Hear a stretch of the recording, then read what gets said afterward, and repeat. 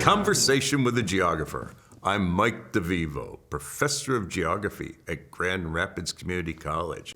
Today, we have Richard McCluskey, Geography Professor at Aquinas College.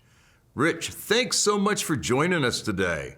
Thank you for having me. You know, as we start with so many of these films, I'd like you to really share about your background. What might have inspired you to pursue geography? Could you comment on your childhood, perhaps, and your undergraduate and graduate studies? The beginnings probably go back in the same nerdy way that many geographers have, in the sense that I didn't read children's books. I read atlases. I had the family encyclopedias. So the trivia contest where you have to talk about children's books, I don't know anything about them. But we didn't travel much as a kid, but I did certainly travel from my living room or from family room. And yeah, I pored over maps. That's in hindsight. I didn't realize at the time what was happening. But and then maybe there's a hypothesis buried in here. When I was maybe 4 or 5 years old, we lived in a house outside of Lansing without a basement. And that was the time of, the Palm Sunday tornado outbreaks. And it was a pretty interesting, stormy time in the 60s. And I remember if there was a tornado warning, we would pick up and leave the house and go to the next door neighbors who had a basement. And ever since that time, I had an interest in weather. I was scared of tornadoes, but a true interest in sort of weather, and I think that started me off at Michigan State as well. Mm-hmm. And you studied geography at Michigan State then as an undergraduate? Indeed. I came into Michigan State being a default engineer. I took all the kind of pre-engineering courses, but I was officially, and I'm not sure why I did this, I was officially undeclared as a major. So I was given a separate advisor who only advised undeclared people. I don't know, poor lost souls or something.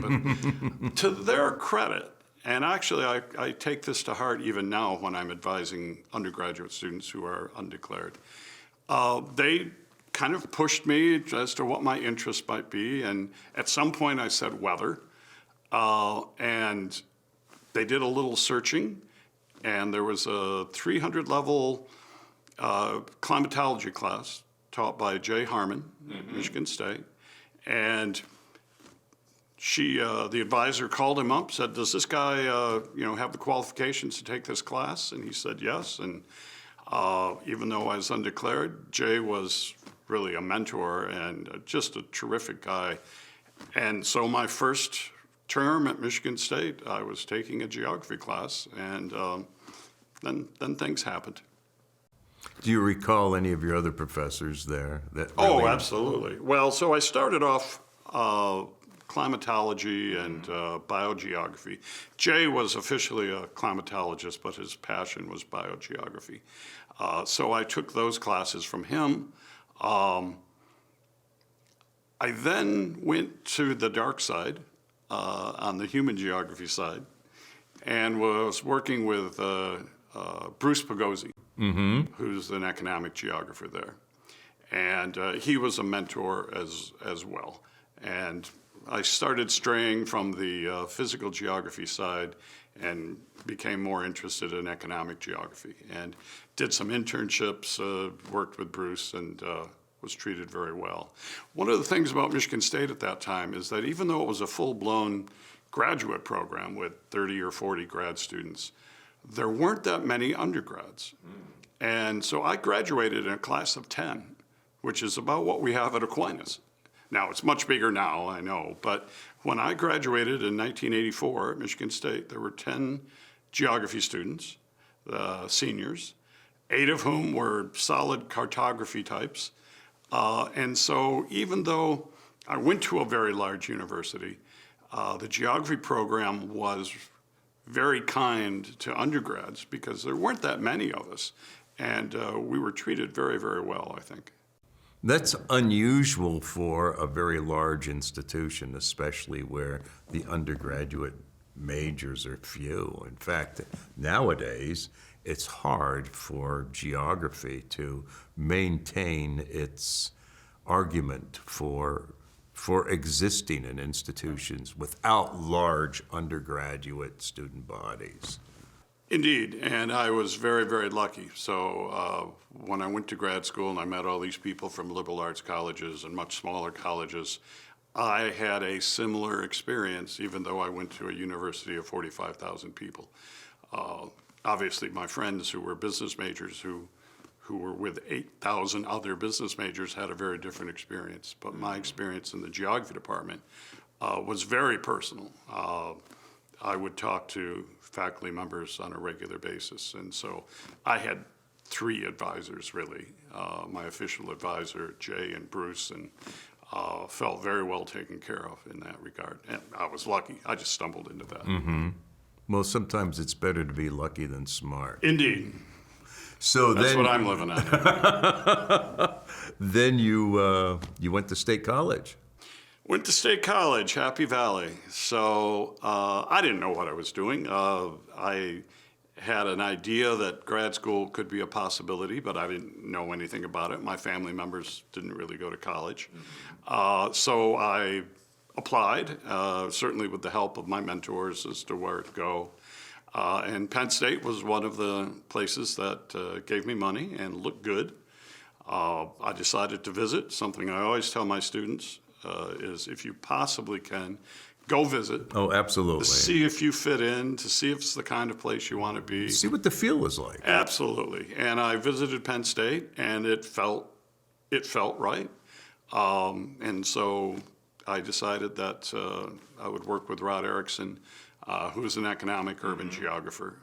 Subsequently became the president of Penn State. Subsequently became the president. president of Penn State. So I remember toward the end of my time in grad school, he became an administrator in addition to all the other things he did.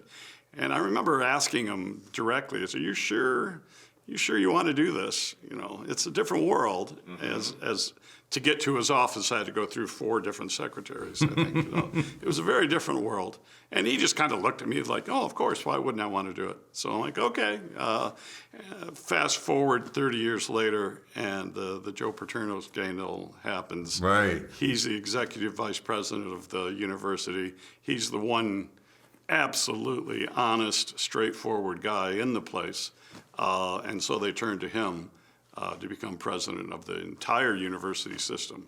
And I then went back to him and said, are you sure you wanted to get into this? But he was very good at it. It's a very difficult job. But he certainly was the person for it because it was tough. Our discipline has had some of those stalwart champions who've been willing to serve. And he was certainly one that did more than his fair share. Absolutely. I can't imagine anyone else thrown into that. It was a very difficult situation, and not one that I would recommend for anyone. But Rod's a very straightforward, very fair, very obvious type of person, and that was probably necessary in a situation like that. It was a tragedy for that higher education institution. It was terrible. I mean, you had a large number of people calling for the closing of the university. You had a large number of people, and these are people that would threaten administrators, that the football program was being treated unfairly because very much football was a religion at Penn State. It was a very difficult position to be in, and I don't think many people could have handled it as well as Rod did. Well, Penn State certainly came out ahead over the years. They survived it, but it was, well, I think he's still going to court, answering lawsuits. This is however many years later, but it was and still is. And this, I think, also shows us how these peripheral circumstances can affect the the shape of an academic department and the academic side of an institution. Absolutely. In his case, he had a joint appointment with the business school. So he ran a research center with the business school. So he worked his way into that administration at Penn State, getting to know many of the people outside of his own discipline. And I think gaining the respect. So he was dean of the graduate school. And he was a solid economic geographer. Oh, yeah. But he had and one of the nice things about geography, of course, is that you can meld with different areas. And he was half-time business, half-time geography. And probably it was three-quarter time business and three-quarter time geography. But That's how it goes sometimes. So at Penn State, can you comment on other faculty that might have inspired you, worked with you, I was influenced you? naive going into it. I didn't have a lot of background and didn't know what to expect. And so in some ways that might have helped me. There were other students in my cohort that were very nervous because there was Peter Gould, there was Roger Downs, there was Wilbur Zielinski, there was Pierce Lewis, the old guard cultural and human geographers at Penn State. And they were very intimidated by them. And Well, and a couple of them were AAG presidents. yes, and well, they did have their intimidating side. But I didn't really step into it in that regard, and I kind of viewed them as other people who are here. I didn't work with, I worked with Wilbur Zielinski a little bit, but I didn't work with them specifically. But they certainly set the tone for what to expect when you got to grad school. I remember the very first day of grad school, we had your traditional seminar where all the first-year students get together and find out what the professors do and such. And Peter Gould did the first seminar on the first day and immediately broke out his Heidegger studies, which he was absolutely fascinated with Heidegger. And those of us who were first years who wanted to be cartographers or whatever were just kind of like, oh my goodness, what are we in for here? Now, I have a feeling Peter might have done that on purpose, but he set the tone, and we kind of had to step up to meet that. But Penn State at that time, I was there at a very crucial time.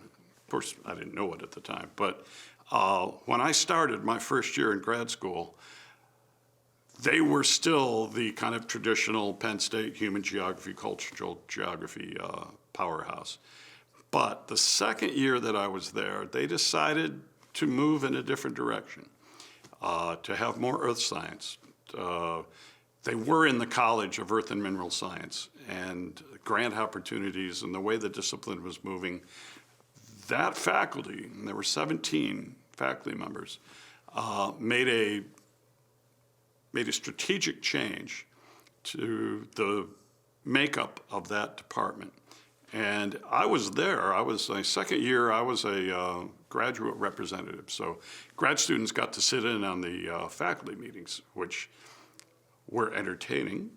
But this one faculty meeting where that decision was made.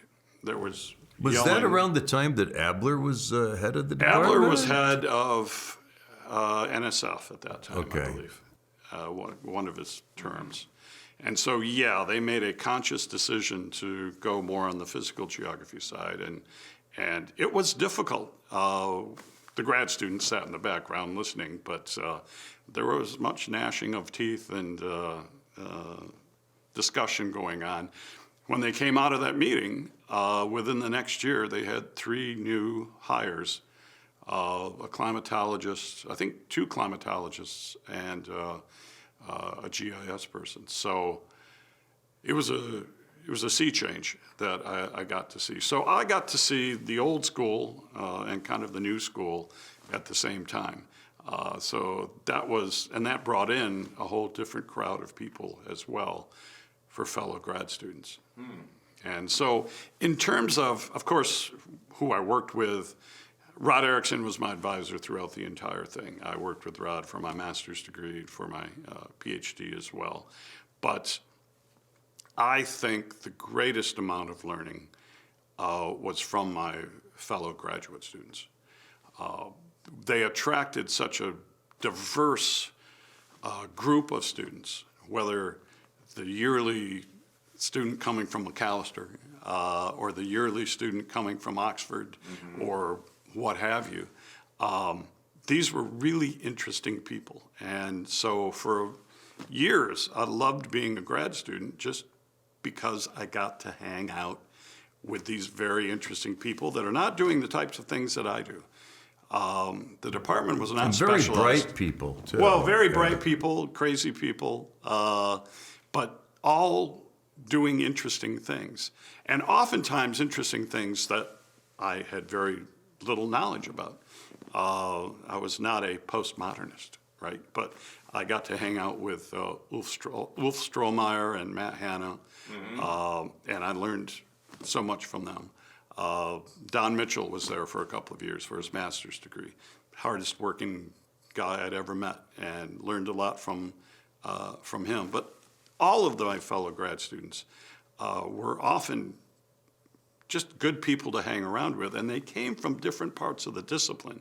So I got a very wide-ranging kind of education from my fellow grad students that ended up being very important later on, because when you teach at a small school, you pretty much have to do everything. That seems kind of unusual, because in many doctoral programs you have it's not just the physical geographers that hang around with each other, but it's the biogeographers, the geomorphologists, you have the cartographers and the economic geographers and so on and so cultural ecologists.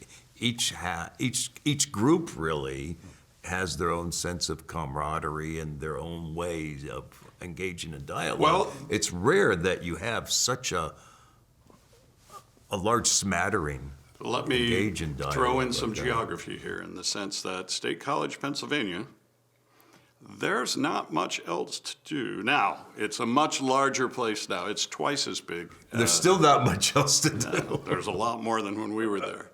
But when you have a lot of students who come from far away, they don't have cars, you're in the middle of almost nowhere, Pennsylvania, it ends up being very internal. And you're an hour away from the airport, more or less. No, well, there's a small airport in town, but you are at least 2.5 hours away from any decent-sized city. I mean, perhaps if you want to go to Altoona, that's 45 minutes away. But well, I was thinking Harrisburg, the airport in Harrisburg. Yeah. Harrisburg, most of it is you fly into Pittsburgh and then the State College. But Pittsburgh's 2.5 hours away, and it's a 2-lane road, and you might be behind a coal truck. Really, our biggest city connection was probably Baltimore, even though it was 4 hours away. It was an easier drive. So I remember we had I won't say who it was, but we had a job candidate come in, a fairly well-known geographer, and he went out with the grad students one night. He's like, okay, well, now, what do you do when you want to see a play, or what do you do this, and this? And we're like, we don't do that. Well, I mean, you can drive to Pittsburgh. He's like, oh, how far away is that? It's 2.5 hours. And he just kind of looked at us. So we may have ruined that interview. He didn't end up coming to Penn State.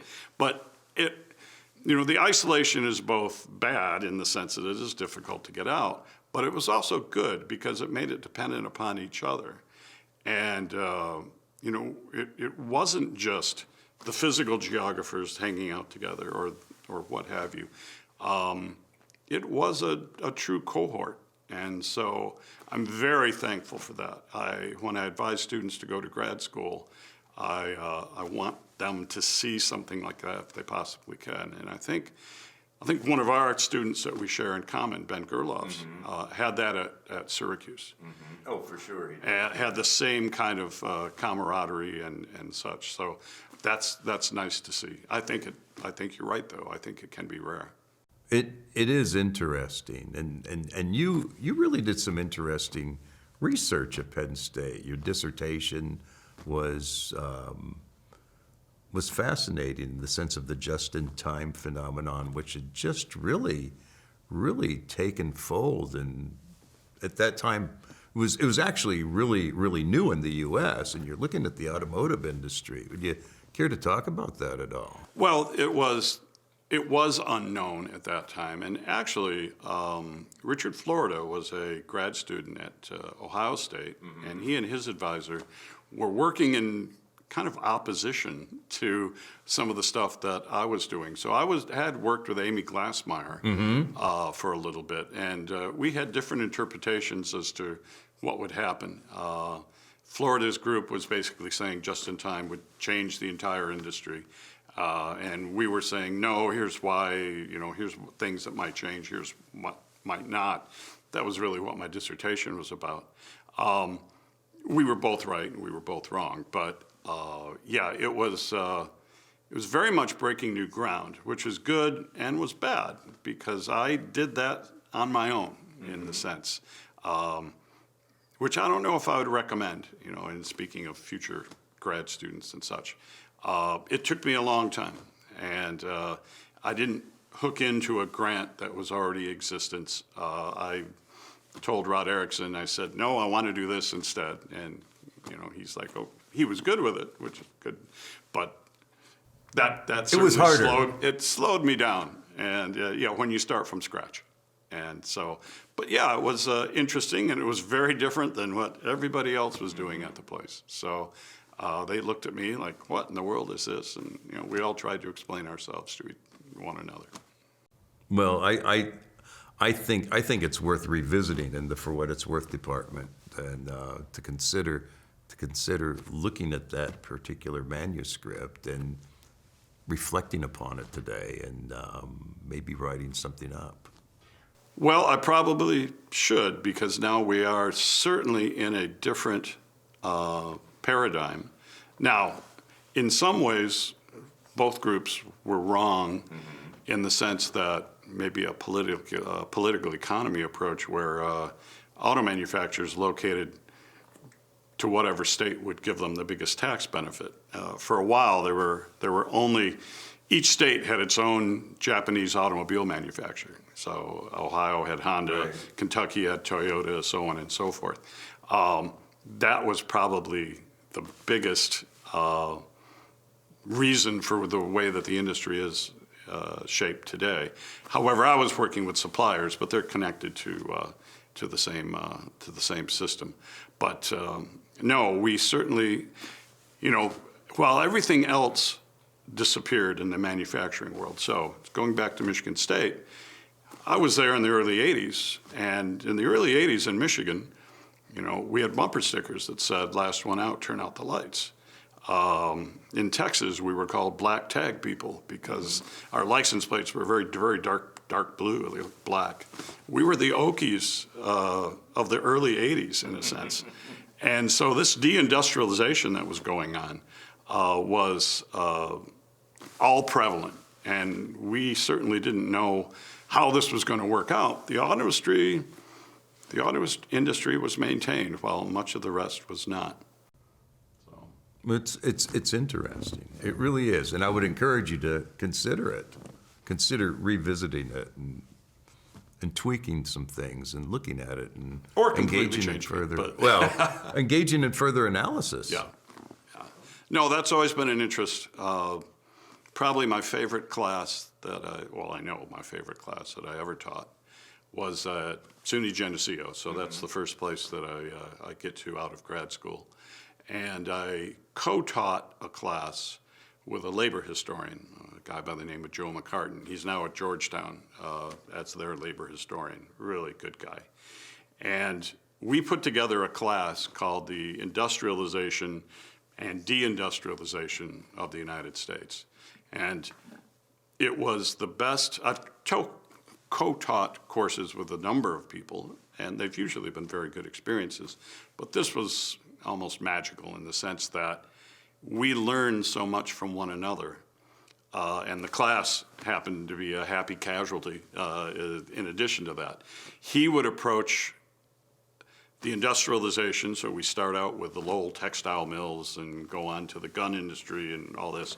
He starts out each lecture with the labor history and what's going on. and I had a specialization in production technology, kind of like just in time. And we didn't coordinate our lectures other than to say what it is that we're going to talk about.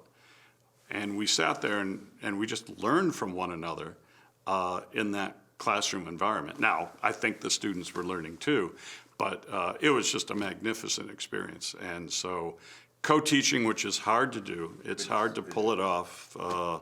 That was a wonderful experience. Well, and I think for our viewers and listeners, we should probably emphasize too that SUNY Geneseo at that time was really a very competitive undergraduate institution, and geography was very well known. It was kind of hard to get a position there, even a visiting appointment there. Well, I'll tell you how you. But there were stalwart faculty. The SAT scores to get in were high, and the SAT scores when I left. And there were exemplary students that would go to Geneseo. The SAT scores when I left, I believe, the average was 1330.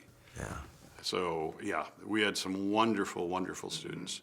But I'll tell you how to get in, and it's not something I'd recommend. I was ABD at Penn State. I had luckily had a few teaching experiences. I mostly had been a research assistant, both with Rod Erickson and the business school because of statistical programming. But I liked teaching. I had a teaching background at Michigan State. I did everything to get a teaching degree except student teach. So I had that background, and came around. There was a job available at SUNY Geneseo. I'd had enough of grad school, Penn State, State College. I needed to get out, and this job came up. Now I didn't really realize it at the time, but what it was a temporary position to teach the courses of 3 different professors who were going on sabbatical in consecutive semesters. And I was dumb enough to say, this is going to be great. And it was great. But I basically had to teach 2 or 3 new preps every semester for 3 semesters, which was, and I think I had a whole month lead time on the job. So that will delay your dissertation writing. That definitely delayed my dissertation. As advice for others, and my advisor, Rod Erickson, was like, you probably shouldn't do this. And of course he was right, but I had a magnificent time, and I liked teaching.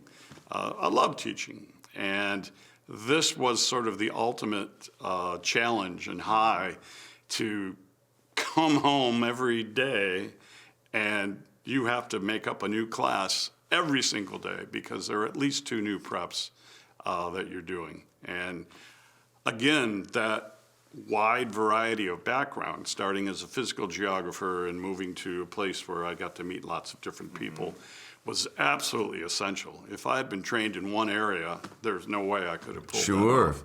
So that was, it's kind of an old school geography standpoint to be trained in these different areas. But there's value to it.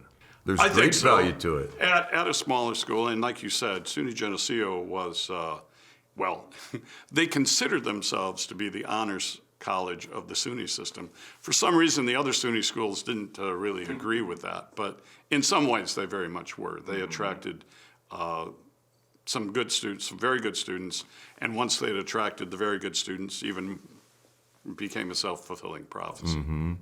And so from Geneseo, what did you do? Well, I had a friend from Penn State who was working out in state government in Washington State. And he would call me up, every 6 months. And he knew that I knew SAS, statistical software. And that's how much of my research assistantships were based on that. And he was a friend of mine, and he was running a grant on substance abuse for Washington State, but he was a geographer. The head of the division was a geographer. They really appreciated what geographers brought to the table, especially from a demographic side. So he would call me up every 6 months or so and say, boy, we got a job out here. It'd be really great to, Olympia's a great place. And it's not bad. Oh, it's a very nice. It's beautiful. I mean, to have the ocean an hour and a half away, Mount Mount Rainier 2 Rainier. hours away, Seattle an hour and a half away. It's a pretty good gig. And you can take the bus from Olympia to Seattle. You as can, but it does rain a lot, I will say. It does. So there's that. But no, it was, at some point I said, yeah, let's do this. I mean, I had kind of burned myself out at Geneseo. I finished my dissertation, but it was difficult teaching all those classes and such. And so I ran off to Washington to work for state government in a cubicle farm full of social and health research people. And it was a very nice situation. First of all, going home at 5 o'clock in the afternoon and not having to work was something I didn't understand. The idea that work... Nor should you have. Yeah, well, the idea that work stops at 5 o'clock was, and then you got to take advantage of this, wonderful location that you're in. So I very much enjoyed that. I was not a sit down in a cubicle, crank out statistics for 2 years. It was fine. We had some interesting project. I learned a lot of stuff. But it happened that when I would present the results that we were coming up with, I kind of enjoyed that. And I'm sitting there going, well, I think that's teaching. Getting up in front of people and explaining what your research is about and all that. And so I just happened to be looking for, see if there were any teaching positions at small colleges, which in geography, that's very limited. Extremely limited. And the Aquinas job happened to pop up in the jigs. And so I applied. And Joe McCartan, the labor historian at Georgetown, I think wrote a letter that convinced Paul Bieneman, who was my department chair here at Aquinas, that maybe I'm the guy that should be here. I can't imagine my record necessarily did, but Joe wrote an amazing letter, and so I wasn't really applying for any other jobs. I had a good job. I was living in Olympia. It was a nice place. But Aquinas was close to home. Aquinas was going back home and being closer to my parents as they are aging, and it also was an environment that I desired, in the sense that it was a 3-person department. Where I would teach a variety of courses. I was basically the human geographer. But what I learned from Geneseo, was prepping students for grad school. The types of courses, the types of experiences, the projects and such that make them better candidates for grad school. And so in some ways, that's why I was hired, I think, is to try to bring that element to Aquinas. Well, I would argue that you all do a magnificent job of preparing students for grad school. I prefer to send my best students to Aquinas, and they've really learned quite a bit, having going to a finishing school of Aquinas of sorts in geography, being prepared to pursue higher levels of research. Well, and it's gaining two ways street. assistantships. You're sending us some very good students, so it isn't all us sometimes. But you have all really been able to give students the attention because of the smallness of the department and the school itself, and your efforts. You are devoted to the students, enhancing their writing skills, which then further enhances their analytical capabilities, and they prove themselves to be stellar. And this is an environment that is rarely matched in academic geography today. Yeah, and that was the unique situation. In a sense, that's why I wanted to go to a small school, that I thought that would be something that I could help to contribute.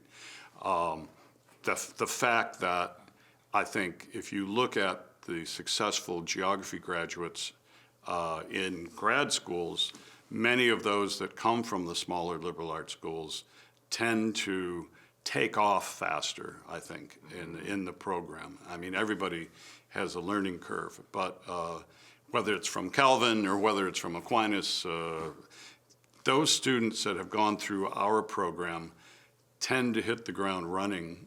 And I think of some of our students that have gone to Western Michigan, where the other students are kind of Sure. confused as to what might they've happen. excelled. But our students have already gone through this process in a much smaller way. Whether the process is what to do, how to think, what you're stressed out about, whatever, we put them through that. How to solve a problem. Problem solving, analytical skills, we allow students to have their own research projects and work with them one-on-one, which is a challenge, but it is an experience where they manage a project from the kernel, the idea of what they have to begin with, to the very end where they present a poster, have a presentation, have a research paper. They've gone through a mini thesis before absolutely. they graduate. And we tell them that. We say, this is why we're doing this. And they often don't appreciate it while they're doing it. Surprise, surprise. We're going to have to, every time we start out in the fall, we say, okay, all that stuff that the seniors were telling you, well, that's mostly true, but we'll get you through this, right? So, that's very difficult to do because, in a sense, our undergraduate students are our grad students. I mean, they're the ones that we're working with. So if you view it that way, they get, I think, a very good education. Oh, We try. and you have a lovely campus. It really is an attractive campus. It is a absolutely gorgeous wooded campus, absolutely, and it's I have a lovely window in the new building that looks out upon it, and very lucky in that regard, having lived in a cubicle farm in Washington State. Now that's not entirely fair. I actually had a window that looked over the Capitol in my cubicle, but my position, which was research investigator 2, I believe I was allowed 48 square feet. I mean, it was all very rigid. My supervisor was allowed 64 square feet. So it's a very different world than the academic world where you have an office. It is, that's for sure. But I learned a lot, and I very much enjoyed it out there, too. So I'm not saying don't go into government work, especially that 5 o'clock thing was really magnificent. I barely remember it now. Nor should you, because despite the long hours in academe, we are really richly rewarded with basically, pursuing our passion with a high level of autonomy and being able to really, mentor these. Well, that's young absolutely true. minds. I mean, the idea of having a bit more control over your work life, and then to be able to work with individuals, many of whom we share. I mean, I think probably of the 10 best graduates we've had at Aquinas, probably 7 or 8 came from your program. So, Well, thank you for those kind words. that's absolutely true. So, but being able to work with those folks is a very rewarding thing, and it's what keeps you going, even though I'm old and decrepit. Rich, we only have about a minute or two to go here, and I'm going to ask you to reflect upon your career, to think about the path that you have trod, and to consider some words of advice you'd like to provide to aspiring students in geography, those that are already undergraduates, those interested in grad school, and maybe even some words for those of us who are practicing academic geographers. Well, I would say, especially to up-and-coming students, and I was thinking about this the other day. My path was mildly chaotic, which is fine. I enjoyed that. But the one thing that got me through it was that when push came to shove, I had some technical skills, in this case statistics, and I wasn't much of a SAS programmer. I was a SAS user, but having the statistical ability to analyze data happened to be a skill that I had. And that got me into research assistantships, that got me into a state government job, that got me a long way, in addition to doing what I really wanted to do. I didn't want to be a SAS programmer, but to have that technical background of some type is I think very important. I didn't realize it, of course. I just went along my way. But also, if you want to teach, make sure that you find yourself in situations where you can practice that. I started out at Penn State as a teaching assistant, climatology, and that was lovely. And then, of course, they found out I had these technical skills, and so I was pretty much a research assistant most of my time there. I was lucky enough to teach at Aquinas College as an adjunct a little bit. That was 35 miles away. But it was difficult when you do have that one technical skill to sometimes get teaching opportunities. And I will say, I think it was Derek Holdsworth, who was at Penn State, who fought for me to teach a cultural geography class that was taught by Paul Simpkins. I think he was on sabbatical. And so Derek, I think, fought for me to teach that because I wanted to teach. I wanted to have the opportunity. I thought I was pretty good at it.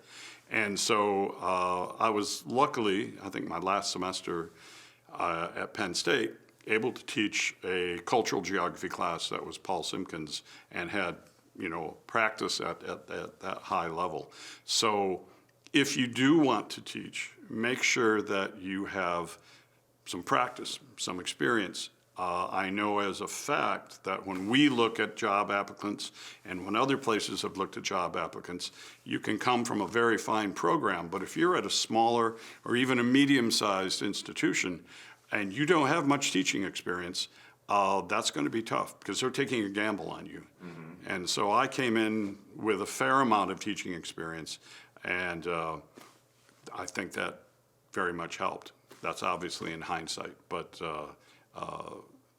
whatever I brought to Geneseo allowed me to survive there for a while anyway. Well, those are pretty profound words, and I think, yes, gaining teaching experience is certainly a strong priority, and I'm hopeful that many graduates in doctoral programs today in geography are able to get some of that teaching Well, I think experience. it's very difficult in some research-heavy programs. It is. To carve out that space. And it ends up, and I've known several people who have gone through the process, it ends up being very important to have that experience and to be able to say, I can do this when you go out for a job interview. Absolutely. It's very important. Thank you so much, Rich. And thank you for spending this time with us today. Thank you for inviting me. It was delightful. Well, this has been a wonderful conversation, and once again, I really appreciate you being here. Thank you. Well, and this concludes this episode of Conversation with a Geographer. Thank you.